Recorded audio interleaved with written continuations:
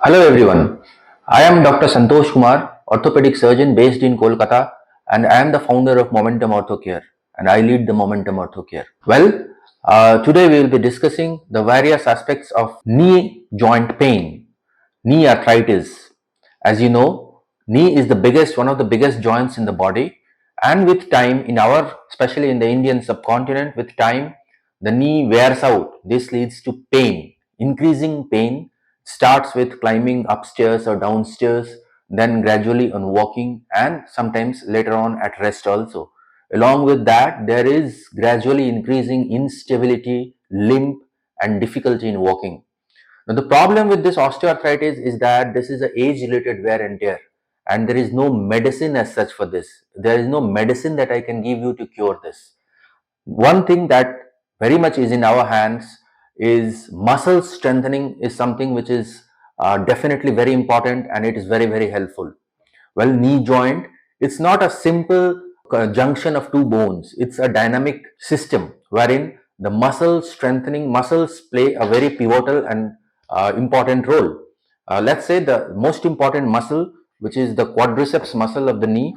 So this is the knee joint, and this is the quadriceps muscle, the thigh muscle in the front and the thigh muscle in the back, which is known as the hamstring muscles. So out of these two, also the quadriceps muscle, which is the thigh muscle in the front, then there is a muscle called vastus medialis obliquus, which is on the sides.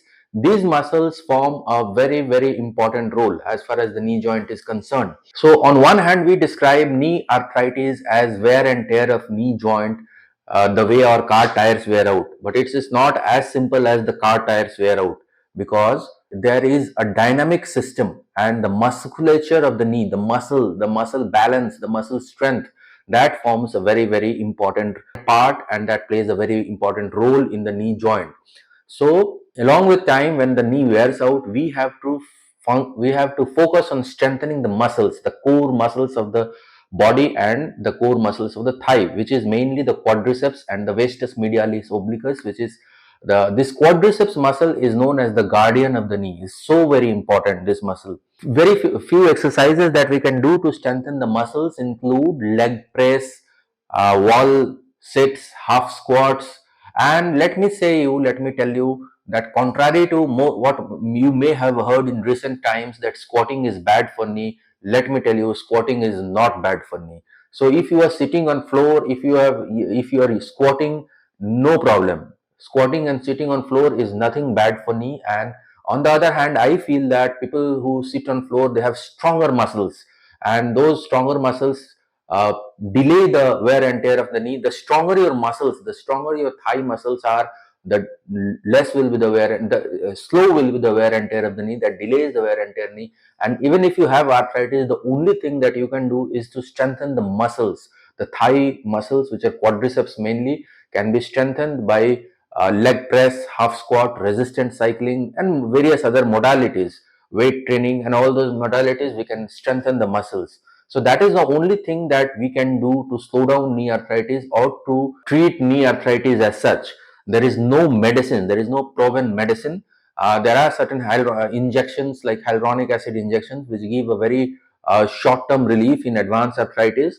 Now we have to understand that arthritis is not a static thing, it's a progressive thing, because knee is a weight-bearing joint and the arthritis in knee is a progressive one. So once a person starts getting pain, the pain is essentially not same always. So sometimes it increases and sometimes it decreases on its own. Several times there is an acute attack of osteoarthritis followed by several months of painless period. So the pain fluctuates on and off, but overall with time the pain increases. There is some amount of bending, which we'll see subsequently. There is bending and there is difficulty in walking because of limp, there is instability. So all these factors keep on increasing with time once osteoarthritis progresses. So the biggest problem, of course, is pain. A person feels the knee joint hurts. So once it starts hurting, you have to do strengthening of the muscles. So basically, to understand just simplistic way, knee joint is a junction of two bones wherein there is a soft, smooth cartilage, which is a hyaline cartilage. There is a dynamic balance between the various ligaments. The ligaments outside the knee are known as collateral ligaments, and inside the knee are called cruciate ligaments. There is meniscus, which is a washer-shaped cartilage, and these structures form the whole structure of knee and the dynamic balance in the knee. So with time, what happens is that this cartilage, which is hale and hearty in early years, and then there is ligaments, there is meniscus. So this cartilage wears out. This cartilage gradually wears out. It starts wearing out. Then there is early osteoarthritis. Then there is moderate, and then there is severe osteoarthritis. There is severe osteoarthritis. This cartilage wears out. Along with this, what happens is that there is bending. What is supposed to be straight like this, it starts bending like this way or this way. So that bending is also a bigger problem. So just to show you, there is a wear and tear of knee. Now, once wear and tear starts, it is progressive. So along with exercises, what we can do is we can focus on losing weight. Losing weight is important to decrease knee pain. If you can lose weight, knee pain will decrease. But there is no direct one-to-one correlation between weight and osteoarthritis, because I have seen someone weighing 35 kgs needing knee replacement, and someone weighing 148 kgs also needing knee replacement. So there is no direct correlation, but losing weight helps you in reducing the pain. Although we cannot assure you that just people who are lightweight, they will not have osteoarthritis, and people who are on the heavier side will definitely have osteoarthritis. It's not like that. But in the same condition of osteoarthritis, same X-ray findings, losing weight will definitely help. And with time, there is bowing of legs. With time, there is bowing of legs, which is known as deformity, that is bending. So the knees can bend inwards or they can bend outwards, which is known as bending of the knees. Now, as you know, the single most important investigation if you want to do for osteoarthritis is a standing X-ray. We do not need an MRI. Many people they do MRI of knee in osteoarthritis, age-related osteoarthritis, and it adds to the confusion, because to see osteoarthritis, age-related osteoarthritis of knee, we do not need an MRI. What we need, basic investigation, is a standing X-ray. We do a standing X-ray in which we can see the wear out of the knees, we can see wear out and the bending of the knees. Now, one thing is that this X-ray should be standing X-ray, and even if we find if we do MRI, it's nothing wrong to do MRI. It's good to do MRI, but let me tell you that in MRI, if you find cartilage tear, meniscus tear, or ACL tear in this MRI, this is osteoarthritic knee MRI findings are different from athlete's knee. That is, in young age knee, it is different. They're two different things. Cartilage tear or meniscus tear or ACL tear in osteoarthritis knee is degenerative tear. It is not traumatic, so it cannot be repaired. It cannot be repaired. That we have to understand. Now, now the question is, when do you actually need this knee the further treatment? So the question is, when do you need intervention? Initially, we manage osteoarthritis with increased activity. Now, there is no role of slowing of activity once osteoarthritis has set in. We have to be active. We have to do exercises. We have to strengthen the muscles. We have to lose weight. And all these things are very important. Impact activities have to be avoided, like jumping, skipping, running have to be avoided. You can do low impact activities like cycling, swimming, brisk walking, trekking. All these things you can do with osteoarthritis. Now, the question is, when do we need surgical intervention? The surgical intervention in osteoarthritis is essentially three types. First is something called high tibial osteotomy, wherein the knee has not completely degenerated, but there has started some bending has started. So we would like to do a bony correction, which is known as high tibial osteotomy. Now, high tibial osteotomy, the advantage is that the original knee joint is preserved, but there are multiple disadvantages, like the pain control is not complete in high tibial osteotomy. The pain still persists several times, and once you shift high tibial osteotomy to knee replacement later on, the results are worse than primary knee replacement. So as we discussed, the basic problem is pain, and there is deformity, which in turn leads to difficulty in walking. So there is deformity, means bending of knees. Knee which is supposed to be straight like this is a normal leg. When it's hip, knee and ankle are supposed to be in a straight line. So in osteoarthritis, it bends outwards, which is known as varus knee, or it bends inwards, which is known as valgus knee. So there is bending of knees, which creates the difficulty in walking, and that leads to limp along with pain. And lurch, there is a lurch, there is a waggling gait because of this bending of knees, which in turn affects it enhances the degenerative process in the spine, which is known as lumbar spondylitis. So once it keeps on increasing, there is another set of pain which starts from the spine and come down to legs, which is known as radiculopathy. So once the waddling gait continues for several months to years, there is a set of pain which starts from back and spine and comes down to legs, which is known as radiculopathy, thighs and legs. So we have to interfere, we have to do the surgery before that happens. That is the ideal time to do surgery. So as you can see, this is a gentleman who has so much of bent legs, and this is the same gentleman the next day of surgery. This is the day before surgery and this is the day after surgery. How the bent legs have been straightened, it has been corrected, and the height of gentleman has increased by at least 1 to 1.5 inch, because the bent legs have been corrected, straightened. So another example I will show you. This is on the operation theater table, the bent knee and how it has been corrected immediately after the surgery. So this is how we achieve correction of deformity, correction of the bending, straightening of the knee in knee replacement. So another name of knee replacement is knee resurfacing. Why it is called knee resurfacing is because we replace the worn out surface. Basically, we are replacing the worn out surface with a new surface, So one of the synonyms of knee replacement is knee resurfacing. These are all overlapping terms.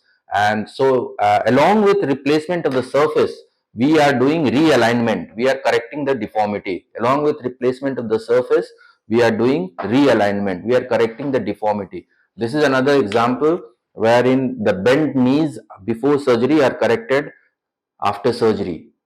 This is a bent knee before surgery and this is after surgery. So knee replacement is basically resurfacing and realignment. And as we discussed, X-ray is the basic investigation to see knee osteoarthritis. A standing weight-bearing X-ray is the basic investigation. This is how knee X-ray looks in osteoarthritis, and this is how it looks after surgery. This is how it looks after the surgery. So this has been replaced by titanium metal, the surface, and there is a plastic which is between the two metals, and this is how it looks after surgery. So these are the basic components of knee replacement. There is a metal here which is cobalt chromium or titanium nitride. There is a metal over here which is mostly titanium, and in between this is the plastic. So this is the plastic, and this is a modular one. The plastic length keeps, the thickness keeps on increasing, decreasing to achieve the balance, and this is modular one. So once we see the whole structure of knee replacement, it is about precision and precision, nothing but precision. It's all biomechanics, it's all mechanical engineering, it's all precision and nothing but precision. For example, this component when it is sitting, it has to sit at 90 degree to the weight bearing axis with 3 degree of posterior slope. There is sizing, there is balancing. See, we have to choose with the trial between the surfaces, whether it should be 8 millimeter, 10 millimeter. The surface can be 8 millimeter, 10 millimeter or so. So there is balancing, and then this component, femur component, this is the femur component. It has to be sized. There are multiple sizes, like you have multiple sizes of shirts and pants, and the fitting has to be perfect. Similarly, this fitting has to be perfect. Multiple sizes are there. So the result of knee replacement is entirely dependent on the precision of the surgery. It has nothing to do with the brand of the knee, because it is the precision which matters. And it is the balancing, it is the balance, it is the alignment, it is the precision that matters in knee replacement. So this model is one of the commonly used models of knee. Over here, the plastic surface is fixed with the metal tray, which is known as fixed bearing knee, and knee bends like this, it rotates like this, it bends like this, it rotates like this.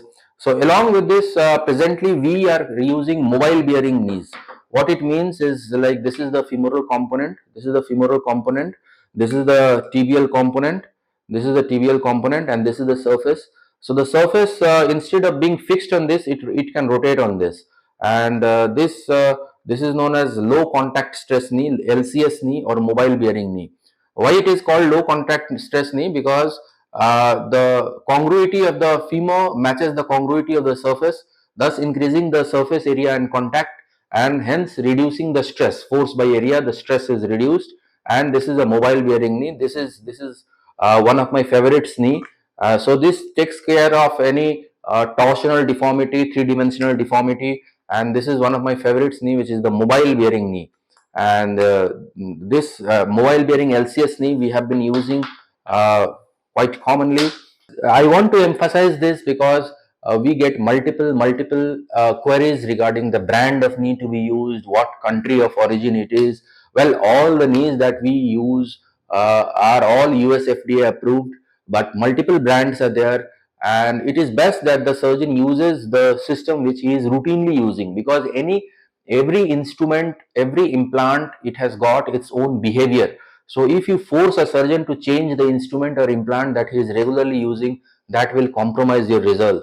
So it's better that you don't choose the brand of the knee. Let the surgeon, you choose your surgeon. You choose your surgeon. Don't choose the brand of the knee, and let the surgeon do whatever he is regularly doing. Because every instrument, whether it is a manual instrument or whether it is a robotic instrument, which we'll see subsequently, whether it is a navigated instrument, every instrument has their own behavior.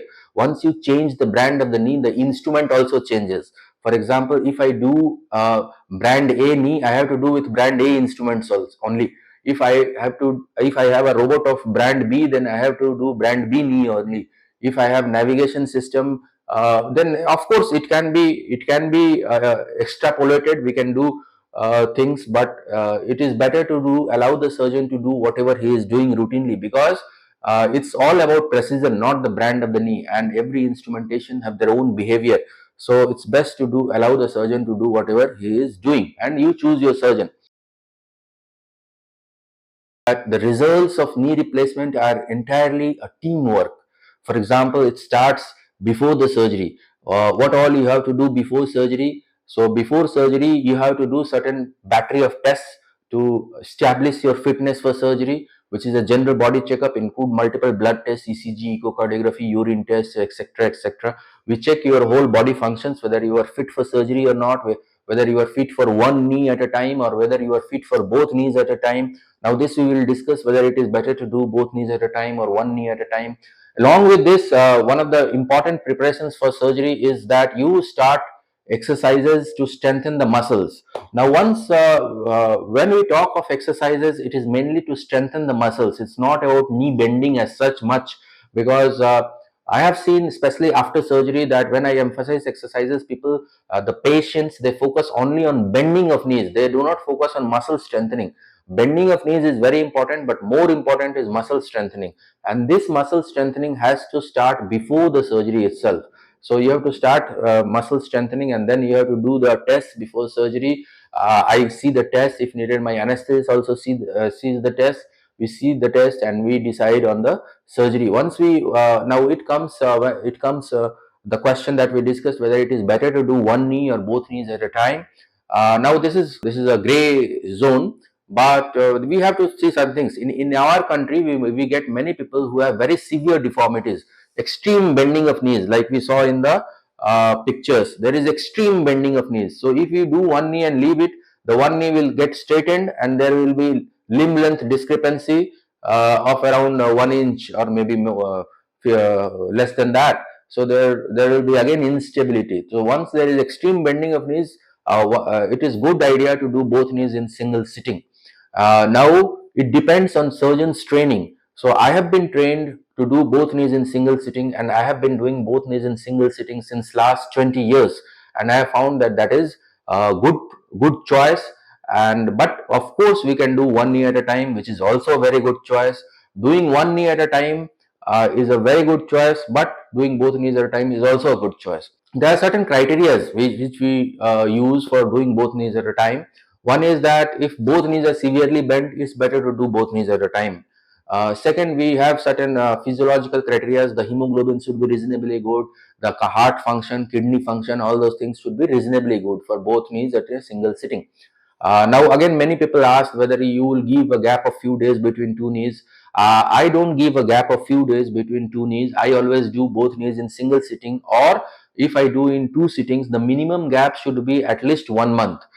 Like we should not give a gap of few days, like 2-3 days after first and second surgery, because when I do both knees in a single sitting, it's medically and physiologically it's one surgery. But when you give a gap of 2-3 days, like you do one knee today and after 2 days you are doing other knee, then it becomes medically and physiologically, it becomes two surgeries. You are giving anesthesia twice, you are giving IV fluids twice, you are giving injections twice, very close together. So if you do one knee at a time, then the body takes at least 1 month to recover from it, and then you are doing second knee after a couple of days, when the body has not yet fully recovered from the first knee. So it's better, in that case it is better to do both knees in single sitting, or minimum gap should be 1 month if you do in two sittings. Both knees in single sitting, you need a sufficient amount of expertise, experience, and good teamwork. Like for me and my team, we take around 15 to 20 minutes to do one knee, and we can finish both knees in 1 hour. So there has to be significantly good teamwork. And after surgery also, we monitor the patients very well. First is we to keep the patient absolutely painless, we use ultrasound guided nerve block, selective sensory blockade is used, adductor canal block is used, and selective sensory blockage, which blocks the pain but allows the motor function to stay in the next few hours after surgery. And that ultrasound guided nerve block is used to keep you painless after surgery. It needs significant amount of expertise, speed, and experience to do both knees in a single sitting. The teamwork should be in tandem, and we routinely, if we do both knees in single sitting, we prefer to keep the first night in intensive care just for monitoring, for no other reason. And the next day we check the blood parameters again. On the day 3 of surgery, we check the blood parameters again and we intervene. There has to be close monitoring. Then the surgery can be stitchless, or skin staples can be used. If skin staples are used, we generally remove the staples after 2 weeks of surgery. If we do one knee, we generally keep the patient 3 to 4 days inside the hospital. If we do both knees in a single sitting, we keep for 6 days in the hospital. And one stands up after the surgery on the same day of surgery and starts walking from the very next day with a walker. We use a walker for walking. Before discharge, one is able to go to washroom, sit on commode, sit on chair, climb few steps stairs, and all these things are done before discharge, so that once you go home, you are independent with regards to your own needs, like going to washroom, sitting on commodes, taking your own food, and making your own coffee. All those things you can do when you go home at the time of discharge itself. Now once after discharge or immediately after surgery, we take care that first few weeks the person should not be sitting in a very low seat, because it will be difficult to get up from low seat in the first couple of weeks after surgery. So we use high chair, we use commode raisers to raise the height of commode, and we avoid low sofas for the first couple of weeks after surgery, because the muscle strengthening takes time. After surgery, you have to focus on muscle strengthening, and this muscle strengthening exercises start on the day of surgery itself, and it has to be carried rampantly, because it's a foreign body. This implant that we are putting is a foreign body, and because knee is a superficial joint, just inside the skin you find the knee joint. It is not well covered by muscles, so it is something like subcutaneous joint. There is a foreign body inflammation. Foreign body inflammation means once you put a foreign particle inside the foreign material inside the body reacts to it, and it takes some time to get adapted and adjusted to it. So that is known as foreign body inflammation, and that inflammation is characterized by redness, swelling, and heat for few weeks to few months, and then it gradually subsides. So to counter that, we have to use a lot of cool pack. We have to use a lot of cool pack 4 to 5 times a day. We have to do quadriceps strengthening exercises. We focus on good pain control, and all these things enhance the recovery after surgery. So the exercises have to be essentially started before surgery, and after surgery they start on the day of surgery itself. If skin staples have been used, they are removed 2 weeks after surgery. We generally can remove them at home also. We have a very good home care system. Or if the patient wants to come back to my clinic, I remove them myself at my clinic. And we use stitchless surgeries also. But stitchless surgeries cannot be used in every case. So that depends on the skin condition and other factors.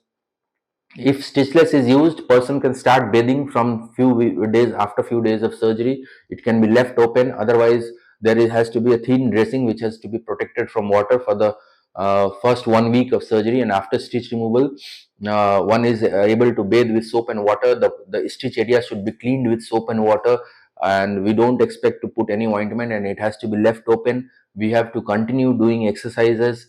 And let me explain you that although you start walking from the very next day of surgery, but full recovery takes couple of months. You have to be patient, and gradually you start recovering. You get back to work. You can start going outdoors by a month or so, and you can get back to office by month or 1.5 months. And once the full muscle strength recovery takes around 2 to 3 months, and after that you can do any low impact activities like brisk walking, stair climbing, cycling, driving, trekking. All these things you can do. And you have to avoid high impact activities like jumping, skipping. All these things you have to avoid. Well, there is a very big question whether a person can sit on ground or not after surgery. The present knees that we are using is a high flexion knee. The present knee that we are using is a mobile bearing high flexion knee. With this high flexion knee, many people are able to sit on ground after 3 to 4 months of surgery, and they can sit cross-legged on the bed. That's not an issue at all. But many people are able to sit on floor also after 3 to 4 months of surgery. Initially getting up may be a problem, but with muscle strength recovery, it gets on its own. Now, as we discussed, that whole thing of knee replacement is about precision, precision, and precision, and it is not about brand of knee. Like many people, although we have high flexion designs of knee which are supposed to give more flexible, but the amount of knee bending after surgery is to a considerable extent. Amount and speed of knee bending after surgery is to be to a considerable extent depending on the amount and speed of knee bending before surgery.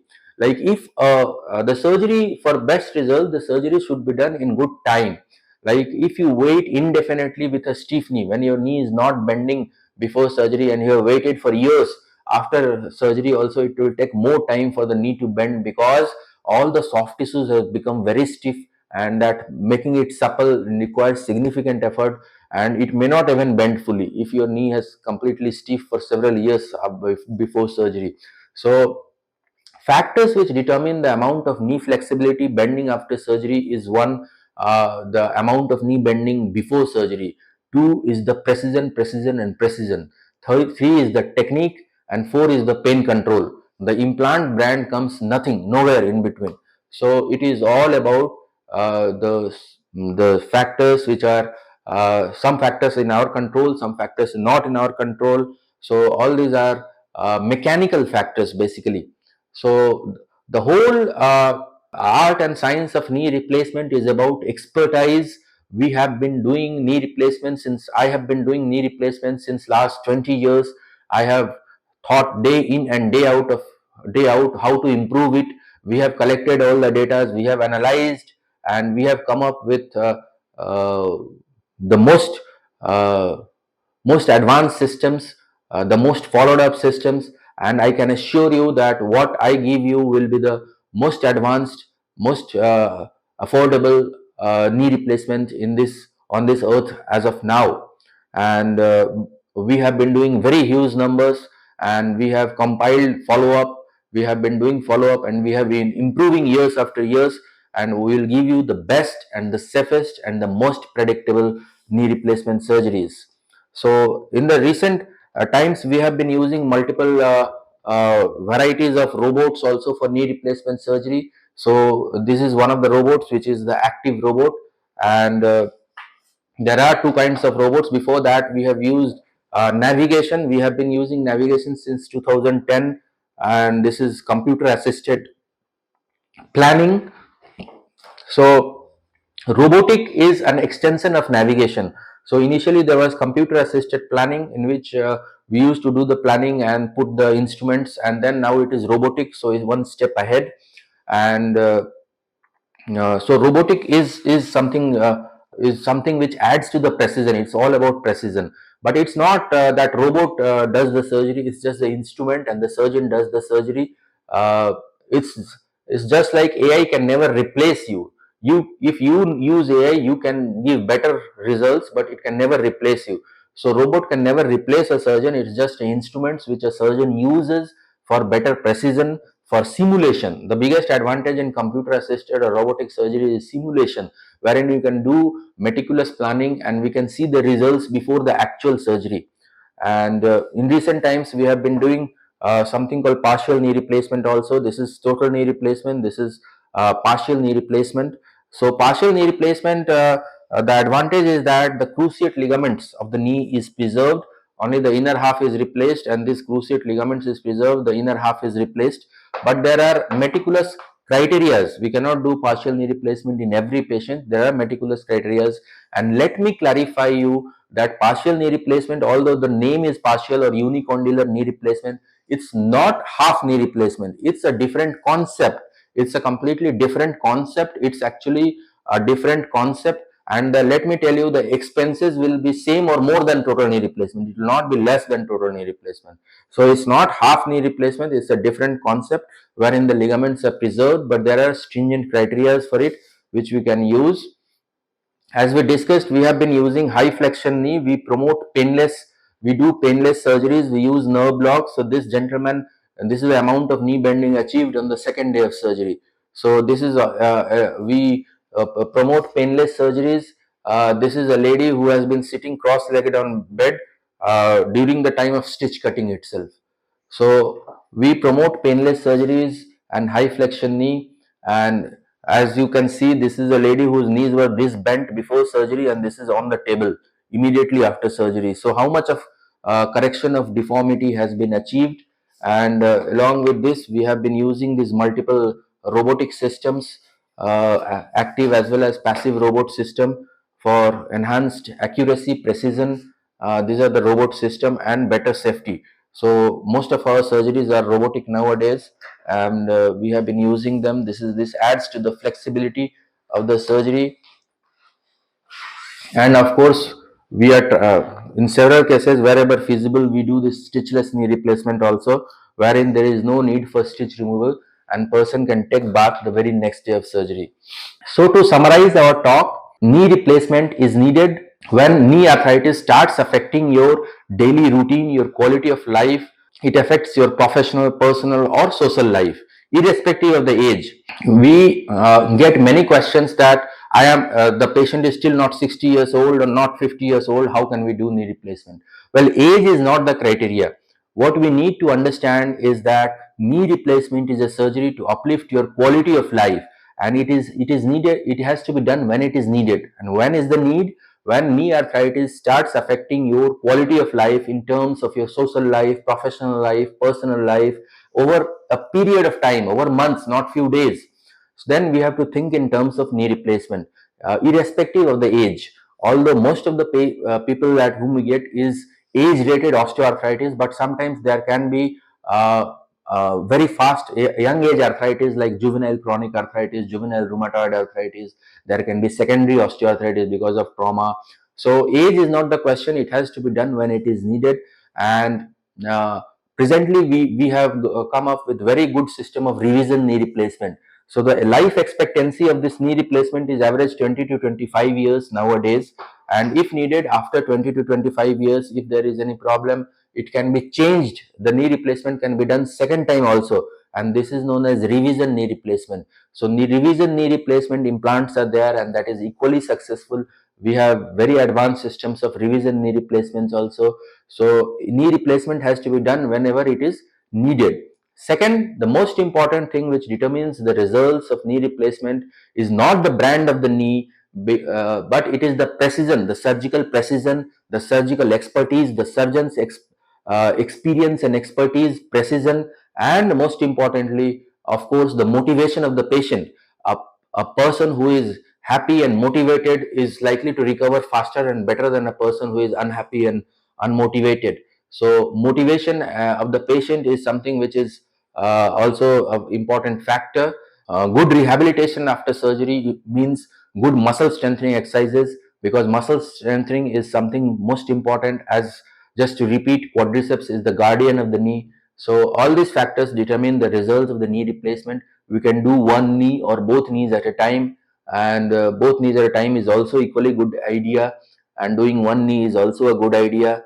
And if you have any further questions, you can always mail me or write me or WhatsApp me on my number 62899962271.